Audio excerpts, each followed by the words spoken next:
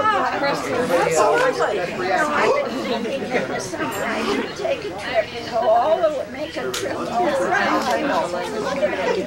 Here, everybody is children came to you. I wanted to get the boys in here. Oh, they are. It's great. And if you're in the bar to Bryn Mawr. But seldom, and not even very often, does the bard of Bryn Mawr speak words from his pen and tell the true story. For it seems that back in the year 1911, there was a girl born that truly came from heaven. And now you will hear the story that I am privileged to tell. It took place up near Canada, where it's colder than hell. The true story, if I may be so bold, for now it is time. The grandchildren must be told. In the small town of Norwood, in the state of New York, the weather there like Ireland, in the county Cork, a girl to become known as Nana with an animal last name went on to the big city of Potsdam to make teaching her fame. Till hit by a snowball that may have been thrown at a fellow named Leon who ducked when he saw it, it was Bumpa who threw it and was clearly at fault. And any lawyer today would call it assault.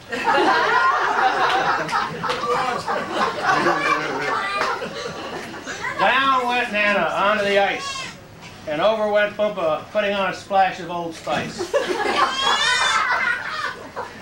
Let's go on a date, he said, taking a chance, and off they would go to the fraternity dance. Later Leon would say to Bumpa, "You Binghamton hick, you have a funny way of courting that beautiful Norwood chick."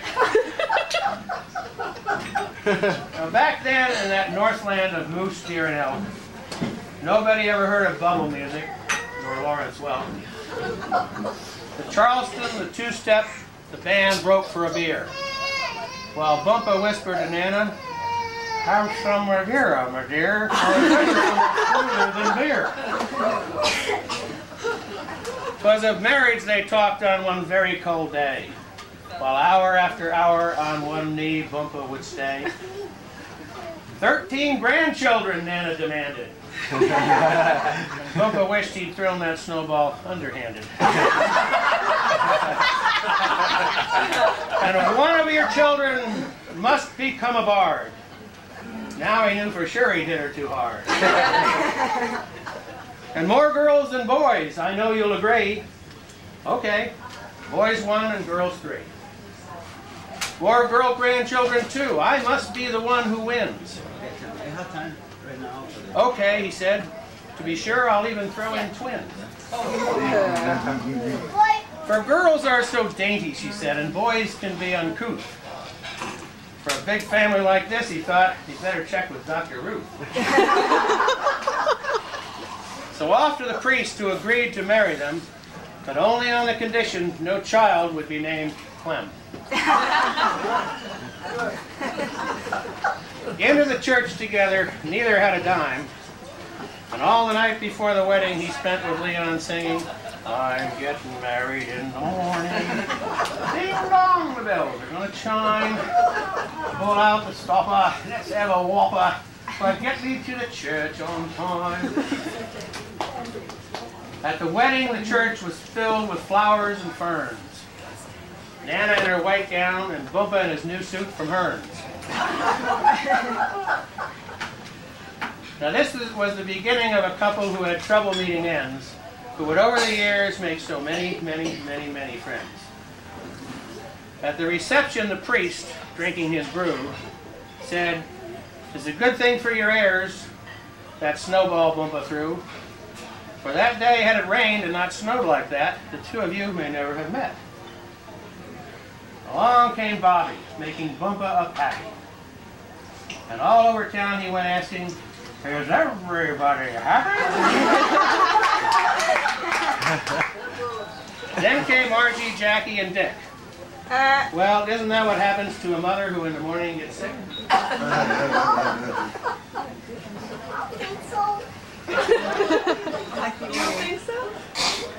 Now Bobby was the oldest. Front seat by the window, she'd holler, trying to hold on to her rank. But she developed a weakness for a singing guy. I think his name was Frank.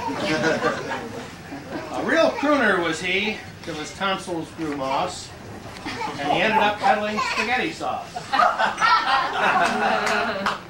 And Margie was known as the Jolly Conole, who preferred the music of Nat King Cole. The Dodgers she liked, especially Snyder, the Duke, Campanella, Robinson, and that guy Meadows, whose nickname was Puke. A clever girl who could come up with some trickery. For each time Baldwin lost to Shipley, it was a moral victory. That Jackie was a girl, never very moody. For her idols were Clarabelle, Buffalo Bob, and Howdy Doody. Years later, she'd replace them and win her own TV game. Raise a family, throw parties, and just be like Auntie Mae. A canasta player she was, and for hours she'd sit and wait to catch Maggie with a handful, a great big mitt. Then subtly and quietly, and beyond any doubt, she'd lay down her hand and just go out. And Maggie would ruffle up the cards so quick, while announcing to all, that was a dirty Irish trick. When out on the lawn there arose such a clatter, Bumpa sprang from his bed to see what was the matter. Away to the window he threw up the sash, and down below there was a baby in the trash. Looking around, he didn't recognize any of them, but he spotted on the baby a name tag that said Clem. And the little trash truck driver was so lively and quick, but Bumpa grabbed up the baby, said, "We'll keep him, but we'll have to change his name to Dick."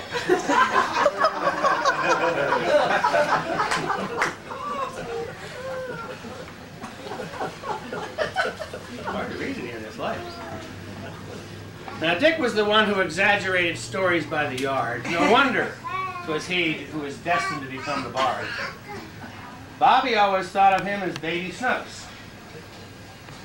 Margie thought he more resembled Foster Rook.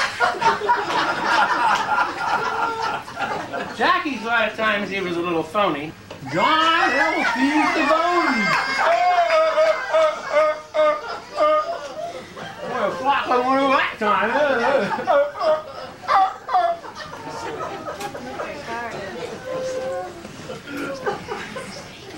Everything he ate everything he ate or drank was strictly top shelf.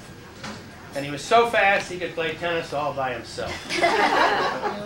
At puzzles and games, he was a sly little elf. And he was the only one in the family to have a group picture taken of him.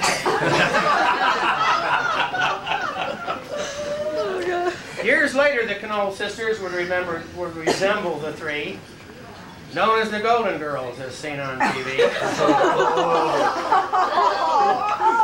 And a family squabble would develop, which was really absurd. Was it Jackie or Dick who had been born third? Now, before we hear the decision on who the youngest would be, let's look at what went on in the Conole family tree. Once Bumpa would say, "Those who can do, and those who can't teach." And years later he might even have added, "or TV preach." But upon retirement, who would teach but he? Probably beginning and ending each class with, "There's everybody happy." And Maggie would claim that Nana and Bumpa would master a game known as Pinochle, a game so great it was played only in Binghamton in New York State. It was golf that Bumpa would eventually master by playing more often as the years went by faster, for it was that white ball fetish that he knew best, because a miniature snowball to him is known as a titleist. Grandchildren they had as if they went out on bid, to Macy's and Kmart, as if looking for a Cabbage Patch Kid. Nana demanded 13, all to be merry little souls. But to get that many took 4 names: Harmons, Hargraves, McElroys, and, oh yes, Conole.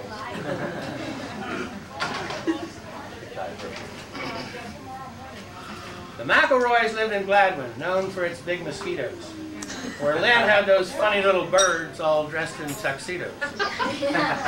David's so kind, a vegetarian who read Mein Kampf, and developed an affinity for the barbershop. Jeff, Bobby would say, will be the one to delight us. Months later, there she was, back in the hospital with hepatitis. Of the Harmons and Hargraves, I had planned something to say. But they found out, hired a lawyer, to hold me at bay. I argued for my rights, and he threatened, and boy did I scoff. But now I'll say nothing. The bar took the money, they bought me off.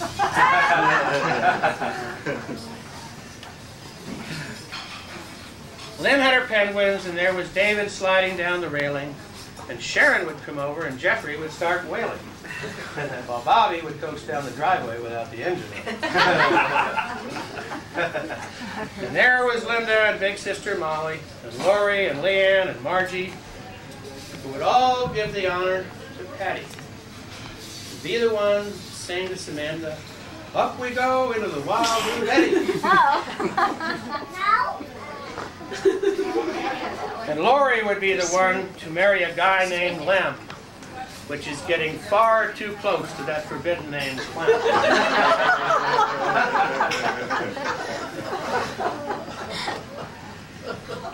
And Michelle, John, and James, that's 13. No more shall they make, as Nana had proclaimed it. And now just remembering all the birthdays can cause a headache. Now, great-grandchildren are coming on the scene, you see, for that's the only way of adding to the family tree. On and on this family does grow. How many more there'll be, I can't begin to know. Over the years, they'd moved from town to town. No, not because the bill chasers or collectors were chasing them down. Rochester, Manhasset, Short Hills, Princeton, so many towns so fine. And certainly almost everyone on the main line. Yes. But before we go on and before we conclude, now we must return to the family feud. Well, Roosevelt said that Dick was the one, born on a day that will live in infamy, December 7th, 1941. November the 12th was the day Jackie would claim. And how is it possible the year could be the same? Now here is Bumpa in a situation so sticky. Who else could he ask for advice but John Warzicki? John would think hard, remember and find that a very famous person now comes to mind. And what he said would be so perfect and kind. In fact, this person was a legend in his own right. I can't remember who he was, nor even what he said so loud. Well, anyway, those aren't the sort of words that would fit in with this crowd. But there is no alternative in a situation like this. You give the youngest a watch and the other a kiss. Thanking John for his stunning advice, Bumpa's thoughts were a mix. Was it Jackie or Dick? Which one was born in 36? But I'd better give Dick the watch and Jackie the kiss, for the other way around surely would be a miss. So the next 12th of November, Dick got the watch, and that would decide it, game, set, and match. At this point, I see some of you laughing, and maybe a tear in one eye. While Samantha sits there embarrassed saying, where the hell did they get this guy?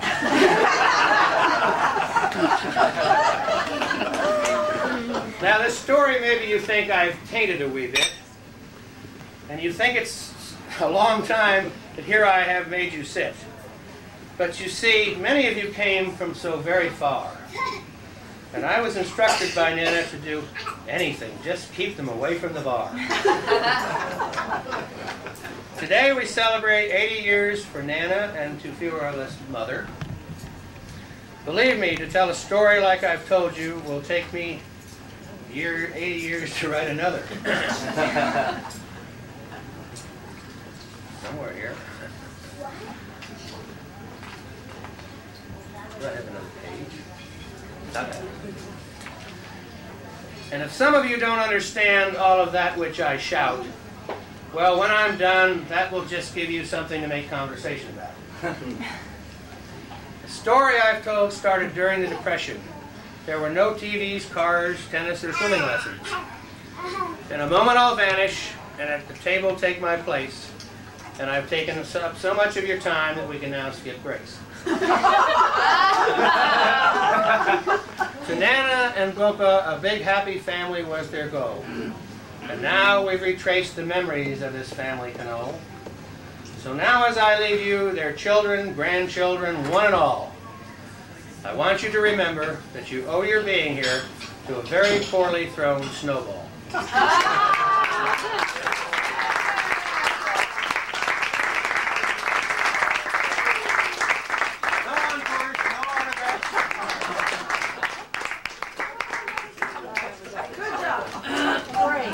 That was fun. I didn't really for a poet. Presentation. So Linda has something for you to say. Stand up front and everything. Can I just say it like right here? I'm going to look at you anyway.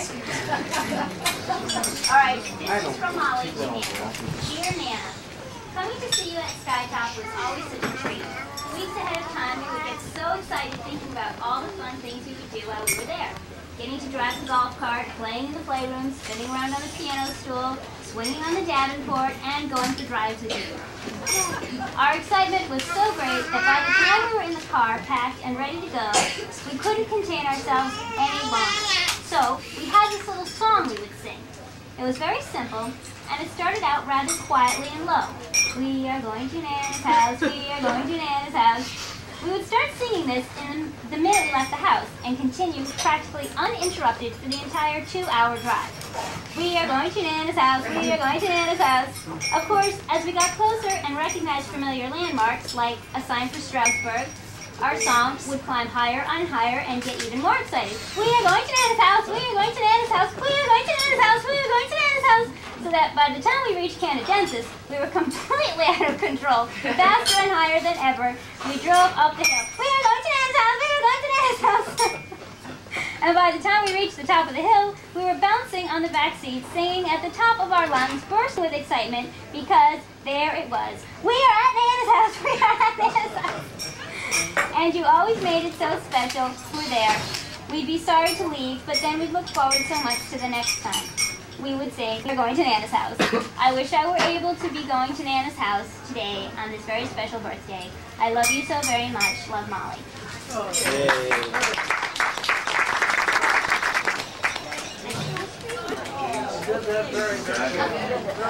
That's because I had years of practice.